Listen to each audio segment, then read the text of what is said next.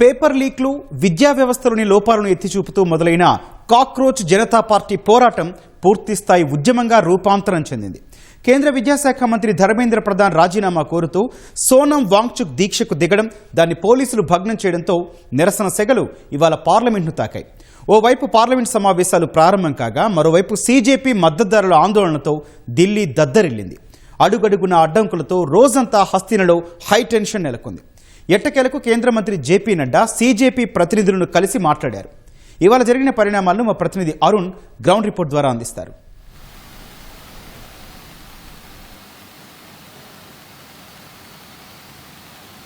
Thank you. Cockroach Janata party NEET పరీక్షకు సంబంధించినటువంటి వ్యవహారం పైన జరుగుతున్నటువంటి విచారణ నేపథ్యంలో సుప్రీంకోర్టు నుంచి వచ్చినటువంటి వ్యాఖ్యలకు అనుగుణంగా సుప్రీంకోర్టు వ్యాఖ్యలను తీవ్రంగా పరిగణిస్తూ తయారైనటువంటి ఒక ఉద్యమము. ఈ ఉద్యమం ఇప్పుడు ఢిల్లీ పార్లమెంటును తాకింది.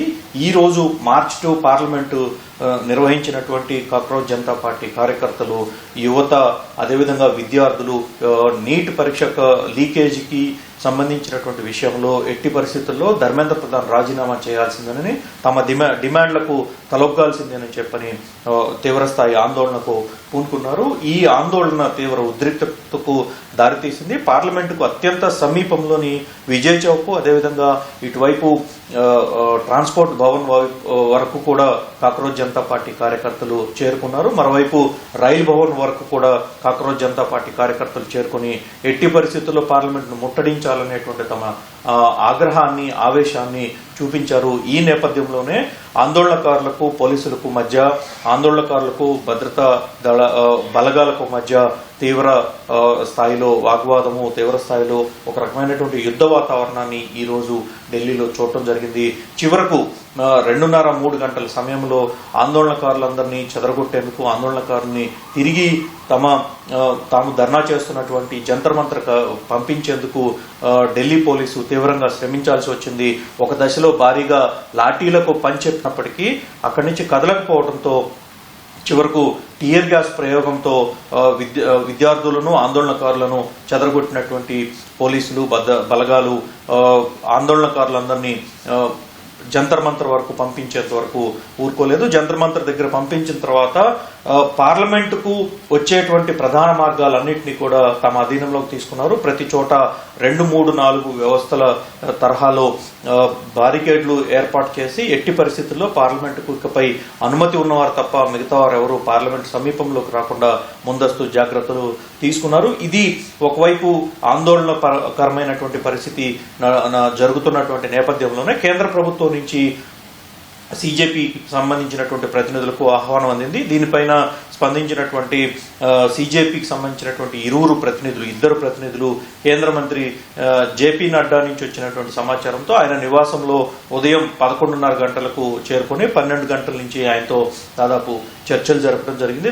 20 నిమిషాల పైగా చర్చలు జరిగాయని చెప్పి సీజేపీ ప్రతినిధులు వెల్లడించారు. వారు ప్రధానంగా 3 డిమాండ్లను కేంద్ర మంత్రి జేపీ నడ్డా ముందు ఉంచడం జరిగింది. ఒకటి, సోనం వాంగ్చుక్ ను వెంటనే విడుదల చేయాలని చెప్పి, సోనం వాంగ్చుక్ ని శుక్రవారం రాత్రి, శనివారం ఉదయం సమయంలో సోనం వాంగ్చుక్ ని ఢిల్లీ పోలీసు తమ అధీనంలోకి తీసుకుని సఫ్దర్జంగ్ ఆసుపత్రికి తరలించారు. సఫ్దర్జంగ్ ఆసుపత్రిలో చికిత్స తీసుకోవడానికి కూడా సోనం వాంగ్చుక్ నిరాకరించడంతో కోర్టు అనుమతితో ఆయనకి చికిత్స అందిస్తున్నారు. అయితే ఈ చికిత్స అందించే క్రమంలో ఆయన ఆరోగ్య పరిస్థితి పైన సఫ్దర్జంగ్ వైద్యులు సరైనటువంటి నివేదికలు ఇవ్వడం లేదు, ఆందోళనకరమైనటువంటి పరిస్థితి ఉంది, ఎలాంటి మెడికేషన్ చేస్తున్నారనేటువంటి విషయాలు బయటకు వెల్లడించడం లేదు. కాబట్టి ఆయన్ని తమకు నచ్చిన ఆసుపత్రికి, ప్రైవేట్ ఆసుపత్రికి తరలించేలా చూడాలని చెప్పి సోనం వాంగ్చుక్ భార్య గీతాంజలి ఢిల్లీ హైకోర్టును ఆశ్రయించారు. ఢిల్లీ హైకోర్టులో ఇందుకు సంబంధించి ఎయిమ్స్ సంబంధించినటువంటి పలువురు అధికారులతో ఒక కమిటీ ఏర్పాటు చేసి ఆ కమిటీని సోనం వాంగ్చుక్ ఆరోగ్య పరిస్థితిపై ఒక నివేదిక ఇవ్వాలని చెప్పి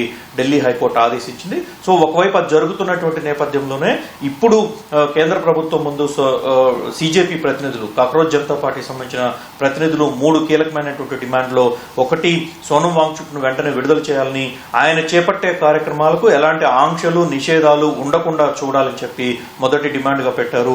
2, కేంద్ర విద్యాశాఖ మంత్రి ధర్మేంద్ర ప్రధాన్ ఎట్టి పరిస్థితుల్లో రాజీనామా చేయాలి, రాజీనామా చేయని పక్షంలో మంత్రివర్గం నుంచి బర్తరఫ్ చేయాలంటే తొలగించాలి అని చెప్పని 2వ డిమాండ్ గా ఈరోజు ఇచ్చినటువంటి విజ్ఞాపన పత్రంలో జేపీ నడ్డా ముందు తమ డిమాండ్ను పెట్టడం జరిగింది. మూడోది, నీట్ పరీక్ష లీకేజీ కారణంగా ఆత్మహత్య చేసుకున్నటువంటి విద్యార్థులకు ₹1 కోటి వరకు, ఒక్కొక్కరికి ₹1 కోటి వరకు పరిహారం చెల్లించాలని చెప్పి ఈ 3 డిమాండ్లను కేంద్ర ప్రభుత్వం ముందుంచింది. కేంద్ర ప్రభుత్వానికి ఇచ్చినటువంటి ఒక విజ్ఞాపన పత్రం తొలుత మౌఖికంగా ఇరువురు మధ్య చర్చలు జరిగినప్పటికీ లిఖితపూర్వకమైనటువంటి లిఖితపూర్వకమైనటువంటి డిమాండ్లు అందజేస్తేనే తాము దానిపైన సరైన రీతిలో స్పందిస్తామని, సరైన స్థాయిలో చర్చించి అందుకు తిరిగి తమతో చర్చలు జరుపుతారు అని చెప్పని జేపీ నడ్డా స్పష్టం చేయడంతో అందుకు అనుగుణంగా ఈరోజు మధ్యాహ్నం 2 గంటల తర్వాత సిజేపీ ప్రతినిధులు జేపీ నడ్డాకి 2 పేజీలతో కూడినటువంటి ఒక డిమాండ్ లెటర్ను అందజేశారు. దేశంలో నీట్ పరీక్ష తదనంతరం మారినటువంటి పరిణామాలు, ఆ పరిణామాల క్రమంలో పలువురు విద్యార్థులు దాదాపు 26 నుంచి 30 మంది విద్యార్థులు మృతి చెందారని, వారన్నిటికీ కారణమైనటువంటి ఈ అన్ని అంశాలను పరిగణలోకి తీసుకున్న తర్వాతనే తాము ఈ ఉద్యమాన్ని ముమ్మరం చేసినట్లుగా లేఖలో పేర్కొంటూ 3 డిమాండ్లను కేంద్రం ముందుంచారు. కేంద్ర మంత్రి జేపీ నడ్డా తగిన స్థాయిలో చర్చించిన తర్వాత తాము ఒక నిర్ణయం తీసుకుంటామని చెప్పి జేపీ నడ్డా సిజేపీ ప్రతినిధులకు స్పష్టం చేశారు. అయితే ఇది ఒకవైపు జరుగుతుండగా మరోవైపు కీలకమైనటువంటి పరిణామం చోటు చేసుకుంది. కేంద్ర హోంమంత్రి అమిత్ షా ఈరోజు ధర్మేంద్ర ప్రధాన్ తన ఛాంబర్కు పిలిపించుకొని దాదాపు 1.5 2 గంటలకు పైగా చర్చలు జరిపారు.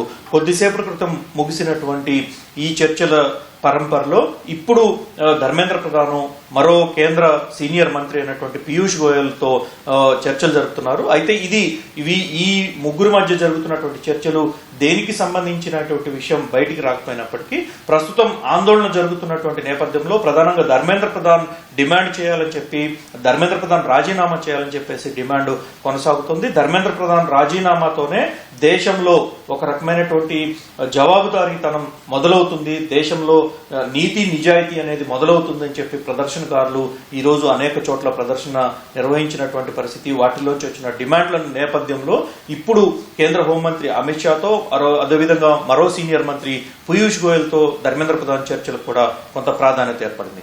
ఇది ప్రస్తుతం ఈ రోజు సిజేపీకి సంబంధించినటువంటి ఆందోళన నేపథ్యంలో జరుగుతున్నటువంటి చర్చల పరంపర, అదేవిధంగా జరుగుతున్నటువంటి వివరాలు. Over to studio. ధన్యవాదాలు అరుణ్.